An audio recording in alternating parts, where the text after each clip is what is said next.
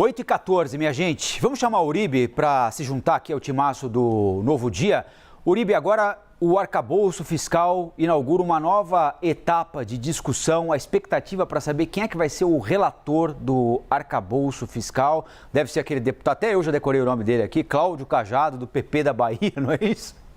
Então vamos lá. Porque a gente fala disso há semanas. Exato, agora aguardando o senhor Cláudio Cajado, do PP da Bahia. E aí, Uribe? Cláudio Cajado, muito próximo de Ciro Nogueira, muito próximo de Arthur Lira, foi presidente nacional do PP quando Ciro Nogueira assumiu a Casa Civil.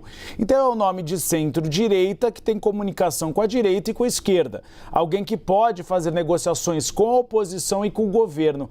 Com a oposição, Colombo e professor Vila, não tem muito problema, porque Jair Bolsonaro já defendia o fim do teto de gastos, que era um teto que mais parecia uma buraqueira, porque só tinha buracos no teto, primeiro com a PEC dos precatórios, depois com a PEC dos benefícios fiscais, ou PEC do estouro do teto, então que já não servia para muita coisa. Então há uma avaliação nos partidos de oposição de que é necessário uma regra um pouco mais flexível. Por isso que Arthur Lira deve anunciar o nome de Cláudio Cajado. O problema está na base governista.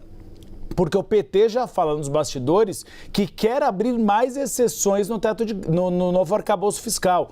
E não é apenas a questão da taxa da blusinha que ficou de fora, mas também a questão dos benefícios fiscais. O PT já fala na Câmara dos Deputados que quer abrir novas exceções, então esse novo arcabouço fiscal, que já chegou um pouco defasado, pode ficar ainda mais defasado.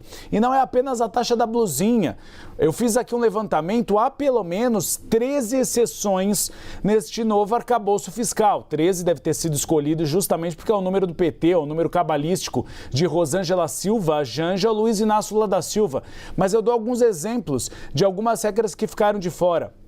Uma delas que é considerada justa, que é o crédito extraordinário. Quando você tem uma situação de emergência, claro, o governo federal acaba editando uma medida provisória, criando o crédito extraordinário para socorrer estados e municípios, por exemplo, quando nós temos problemas com tragédias de chuvas. Também o piso dos enfermeiros e o Fundeb, porque estão previstos na Constituição Federal.